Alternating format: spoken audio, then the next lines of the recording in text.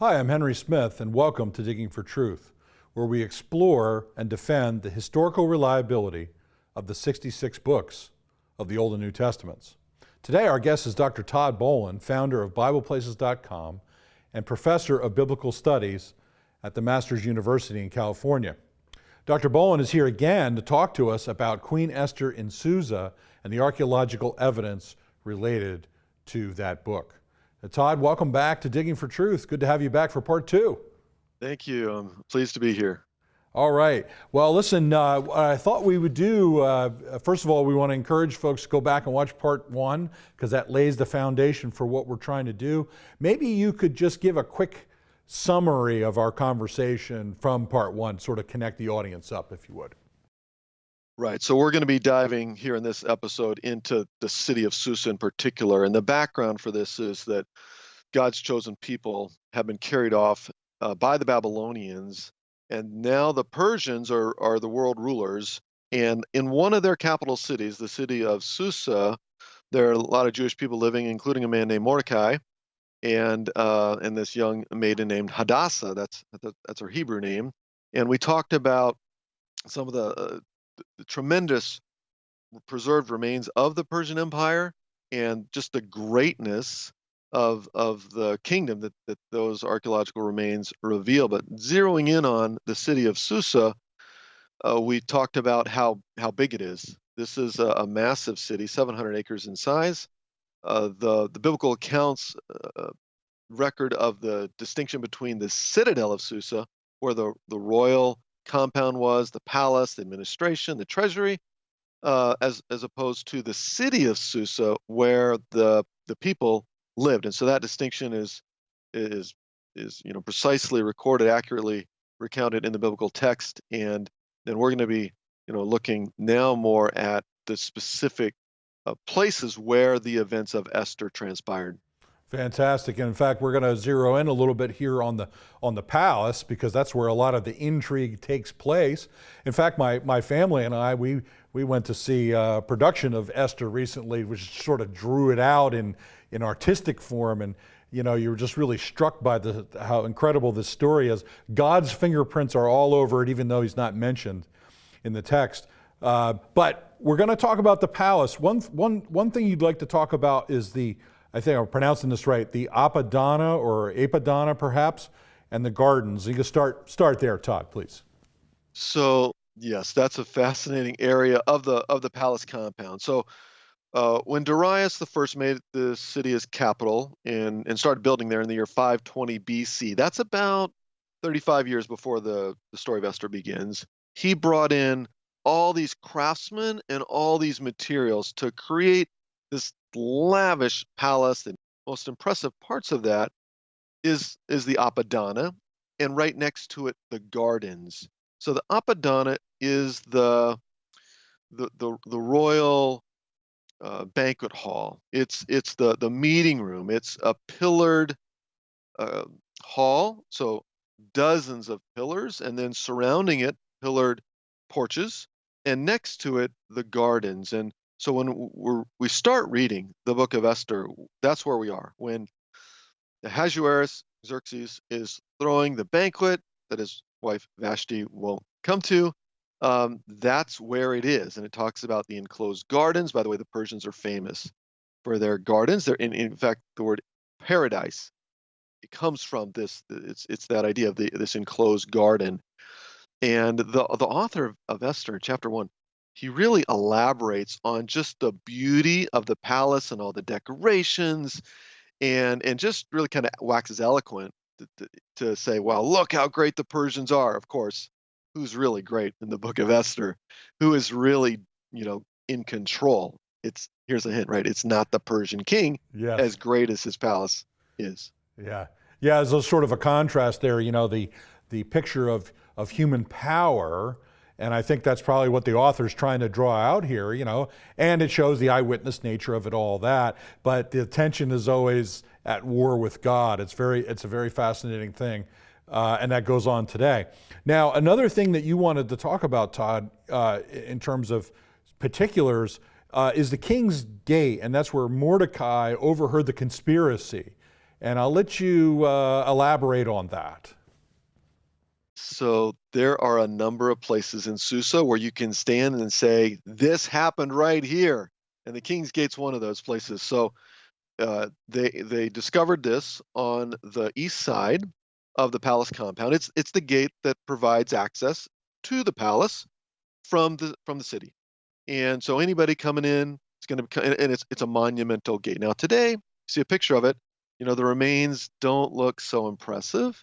They are, the walls are low. I mean, it's made of mud brick, and the archaeologists discovered they did a little bit of restoration work, um, but but it very very large. Now, the King's Gate is what the archaeologists know it as. They found a statue there of Darius, very interesting statue, that's now in the museum. You can imagine Mordecai and Esther walking by there. But not only that, Mordecai, the book of Esther tells us, was sitting in the King's Gate. And say, like, okay, well, that's nice. Whatever. It tells us he had some position, some influence, to be able to be there. Not just anybody could be sitting there in the King's Gate. And while he was there, he overheard a conspiracy.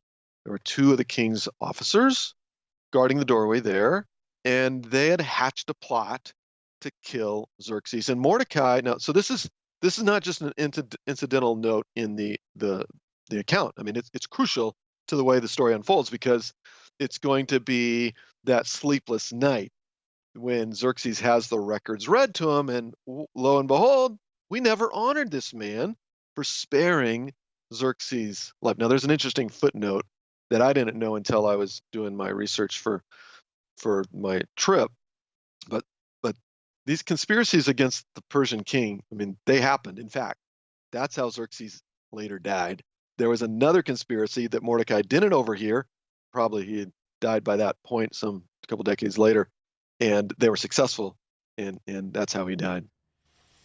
Oh, that's very good. Now, if I understand it, I've got about 30 seconds for this. I wasn't going to ask you this, but maybe you could comment on this. I mean, the name Mordecai has been found in some inscriptions. Am I right about that? I mean, it's hard to make that connection, but is that correct? At least a generic connection? Yes. So I don't know that we have the same man, Right. but yeah, we have evidence of that name. So sort of a generic cultural kind of connection of the use of the name and the name contemporaneously, at least in some kind of way. Again, just a general sketch. That's right. The names match, and also the names of Haman's sons Yes. match. They had to have been written at that time, because later on they didn't use those names. Yeah, and that's along the lines of the same point. The use of names, that's very important in the ancient world. Well, believe it or not, we're done with the segment, Todd. So, friends, thank you for joining us for Digging for Truth, and we'll be right back.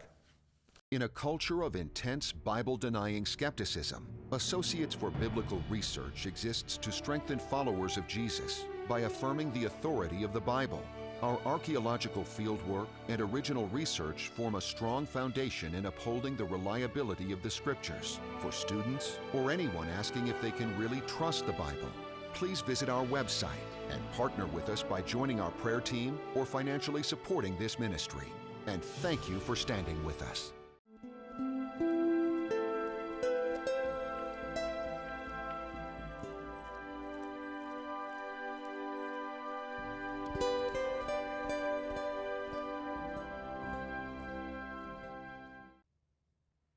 Hi, welcome to Digging for Truth. I'm Henry Smith. I'm your host. I'm here with Dr. Todd Bolen. We're talking about Queen Esther in Susa. Now, friends, we just want to encourage you to go back to watch part 1 of this episode. We're sort of building 2 episodes together just to sort of sketch out the evidence related to Esther in Susa in the Persian Empire. Okay, Todd, we were talking about the gate where Mordecai overheard the conspiracy. We mentioned the use of the names used contemporaneously, more evidence of eyewitness testimony. Let's talk a little bit about the outer court, and I won't say any more. I'll let you do that. So when the archaeologists excavated the palace, and again, you can go there, right? And I was able to walk through, the whole palace. They discovered that the style of the palace was built around a series of courtyards. In fact, 3 courtyards, and that's a typical style that they found in Babylon. So it seems like Darius was influenced by some of that Babylonian Mesopotamian architecture, and these 3 courtyards, the archaeologists identified the inner courtyard, the middle courtyard, and the outer courtyard, and they were decorated with beautiful reliefs, which you can see in the museums. The museum in Tehran, more accessible to many people, is the display there in the Louvre Museum in Paris. And so just spectacular reliefs of different soldiers, warriors, and animals in glazed brick that's just brilliant and beautiful. The colors, like haven't faded at all, it seems like, in these 2,500 years. And the outer courtyard is the largest one. And that, too, like I said, very beautifully decorated. That is where Haman was. So in the story, King Xerxes cannot sleep.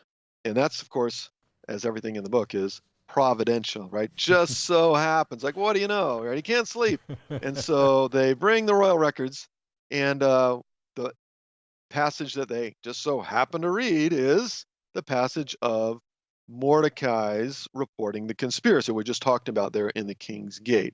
And so the king says, who is in the court? And they determine Haman. He's just arrived. And he's in the book of Esther actually says he's in the outer court of the palace. And we have that. We have that outer court. And he's waiting there to speak to the king about a very important matter. He needs to speak to the king about Mordecai. And in fact, the king is waiting to speak to Haman about Mordecai. Now, Haman wants to talk to the king about hanging him because he just built the gallows for him. Whereas the king, as you know, the story, wants to honor Mordecai. And so he brings Haman in from the outer court and gives him the commands. I mean, Haman, of course, thinks it's, the honor is coming to him. But in fact, Haman's going to end up parading this Jewish man, Mordecai, around the streets. And that just really gets under Mordecai's skin. And so we know the place. We can, stand right there where Mordecai was waiting before he approached the king. It sounds like it kind of, your experience, it kind of has that feel like, when you walk into the synagogue at Capernaum, for example. Now, that's 4th century, but we know underneath that was a 1st century synagogue. And that's where Jesus taught. Now, it's not quite at that level, but it's still, boy, what a feeling. Maybe tell the audience a little bit about that. A lot of people watching probably haven't been to the Holy Land or Egypt. Maybe talk about that, because you've traveled a lot, and that's important.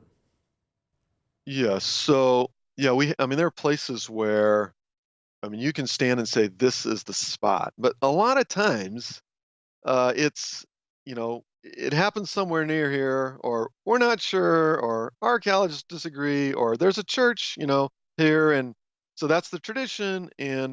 But to be there at Susa, where there's no doubt, and the archaeologists who were digging here, they did not have any apologetic agenda. They were very much interested in ancient history and the Persian Empire. A lot of what they did had no connection to the Bible. It was other eras. But there's no doubt. They found the palace of Darius. This was the palace that his son Xerxes lived in. And yeah, so having traveled around a bit, can sometimes be a little bit immune to some of the emotion or whatever, but it was just a highlight for me to be there. No doubt, this is the place where King Xerxes married Esther, and then would meet with her in the banquets in which he would then issue the decree that allowed God to save the Jewish people. Yeah, extraordinary.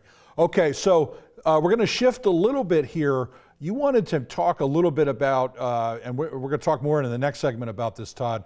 We wanted to talk a little bit about Nehemiah serving as the cupbearer to the later Artaxerxes I. Maybe you could talk about that a little bit. Okay, so we're talking about Susa and Esther, but it should not be overlooked that 2 other biblical figures were here in Susa, and this makes sense because the Susa was such a major city of the Persian Empire. So Nehemiah, the cupbearer, and that's many people know how he was distraught in the presence of King Artaxerxes. And then the king says, "Why are you upset?" And he says, "Well, the city of my fathers, where they were buried, lies in ruins, and the walls haven't been." Well, where did that happen?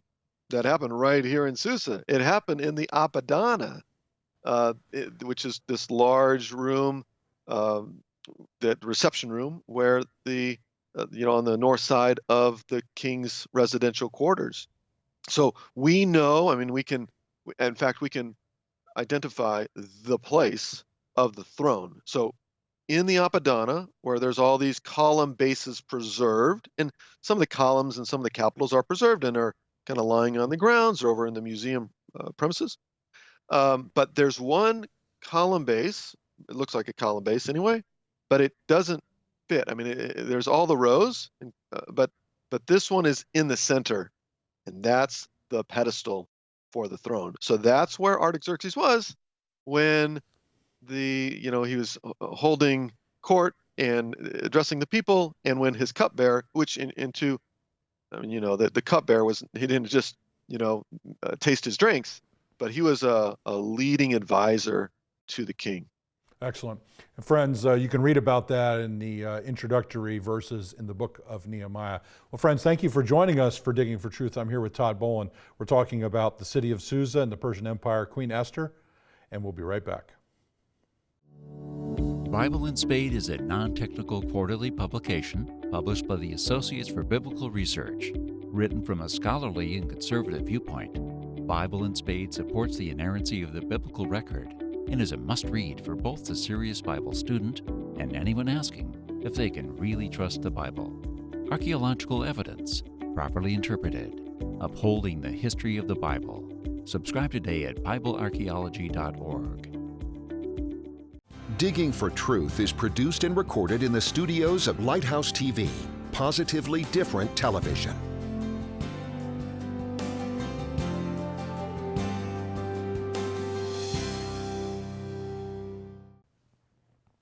Hi, welcome back to Digging for Truth. I'm Henry Smith. I'm your host. I'm here with Dr. Todd Bolen. We're talking about Queen Esther in Susa. Now, Todd, we were left off with the fact that Nehemiah also was at the citadel, Nehemiah 1:1 and 2, but we also have a reference in the book of Daniel in chapter 8. Another extraordinary connection. I'll let you elaborate on that. Tell the audience about it, please. Yes, so Susa, keeps popping up in the biblical record in the post-exilic time. So with the Jewish people having been carried off in exile, now living under the rule of the Persian kings, so we have Esther there. We have a little bit after Esther, about 40 or so years, is Nehemiah. But even Daniel makes an appearance in Susa. So again, this is a reference that could be overlooked. We think about Daniel, we're thinking about the Babylonians and Nebuchadnezzar and all that's right. And then, of course, the writing on the wall is the fall of the Babylonian Empire. And then the next chapter, the famous story of Daniel in the lion's den, is with Darius and the Medo-Persian Empire. But Daniel has some visions, and in chapter 8, so chapter 7, maybe can I say, so chapter 7 is the vision of the 4 beasts and the 4 kingdoms. And 2 of those kingdoms are then developed in the next vision. So here it is, chapter 8, the vision with the ram and the goat. And that signifies, and it's explained there, so there's no question, it signifies the Persian kingdom being conquered by the Greeks. That's Alexander the Great. And where does he have that vision? It says there, right at the first verse of Daniel 8, it says, in the 3rd year of King Belshazzar's reign, I, Daniel, had a vision after the one that already appeared to me. In my vision, I saw myself in the citadel of Susa in the province of Elam. And so then he's going to go on to relate that vision. But isn't it something that he is actually, transported in his vision to be at the capital city of the Persian Empire to witness the fall of the Persians. So before he had testified on the night before, right? The Babylonian Empire is falling. And God gives them a preview. This is still going to be a couple hundred years before the Persians fall to the Greeks. But God tells people in advance, right? Know that I am sovereign. Nothing happens apart from my control. And Daniel, you get to reveal that to people in advance through this vision. Yeah, yeah. I mean, phenomenal stuff. Again, in the biblical text, it mentions the citadel of Susa. That's a very precise thing. Now, this is an apocalyptic sort of prophetic vision, so it's a little different. But nonetheless, God knows what a citadel is versus in the distinction. The other part is the prediction of the Greek Empire, and that brings in the whole question about seeing the future in Daniel, and you and I can't get into that. But it does speak about the supernatural nature of the Bible. If in fact we can see the future, then only God can do that. Absolutely. And so those are some thoughts about that. All right, so let's shift back to Esther a little bit. You know, you wanted to talk a little about the dramatic scene, you know, as Esther approaches the king, praying that he'll hold out the scepter, you know. Just talk a little bit more about that as it relates to both the story, of course, but also a little bit about the archaeology. I mean, that's the dramatic moment, right? I mean, that's what they're fasting for. Of course, as you said, the book of Esther never mentions the name of God, but he's there, and they're fasting. They know that God has to act, and the dramatic moment, and so this was the highlight for me. So of my favorite thing in my travels through Persia was Susa, and of Susa, the most famous or most special moment for me was being in the palace, specifically the throne room. So we know where the women's quarters were in the palace. We don't know where Esther's room is. Archaeologists couldn't identify that, but you can, and I did, walk through from the outer court, through the middle court, and then into the inner court. And that's where Esther was when she turned the corner. And you can, I mean, actually literally turn the corner, and there you're facing the throne room. Now, this is the private throne room, so I would distinguish this from the throne I mentioned before with Nehemiah. That was in the Apadana, that royal reception hall. Okay. This is the private throne room in the king's residence, and this is where, in the description in the Bible, it just fits so well, and you can just really just watch it unfold and walk that way into the very throne room. And here's an interesting thing too, and this is another one of those things. So, I mean, I lived in Israel, love Israel, and you never have in Israel a relief that shows the very people, but you do from ancient Persia. Now, they found it at the city of Persepolis. It's in the museum now in Tehran, but there's a relief of the courtroom scene. So you lay that over to the book of Esther, and you see the king sitting on his throne. Now, that king, there might be Darius. Archaeologists aren't completely in agreement on that, but standing behind him is the crown prince. That's Xerxes. That's Esther's husband. And so you can walk there, I mean, through the palace and see a relief that depicts what it would have looked like. That's awesome. It really is. I've often said reliefs like that are the equivalent of an ancient photograph. The best that they could duplicate it. All right, Todd, believe it or not, 2 episodes, we're down to the final minute. I'm going to let you sum it up in whatever way you feel is best for the audience as a matter of encouragement. Please go ahead. So on one hand, I just say the archaeological record illuminates Scripture. We can see it better. We knew it was true, right? And scholars, of course, criticize and say, the story of Esther, it's so carefully crafted and beautifully written, and it is. I mean, it's a masterpiece of a story with twists and turns, but it's true. And the historical records match, and the archaeological discoveries fit, and you can stand there, you can walk there, and what it leads to is a recognition that God is sovereign over everything, all nations and kingdoms, and he will fulfill his promises to preserve his people. No one is too great, no one is too powerful to thwart his will. Oh, amen. Well, Todd, thank you so much for all you've shared in these 2 episodes, all the work you do, and thank you so much for being with us. Thank you, Henry. Well, friends, it's a great word from Dr. Bolen about the providence of God. And you can know, even in today, no matter what the kingdoms of the world are and what the circumstances are, that God is providentially with you. Now revealed to us quintessentially in his Son, the Son of God, Jesus. And we hope and pray that you'll come to trust his name today. Thank you for joining us for Digging for Truth.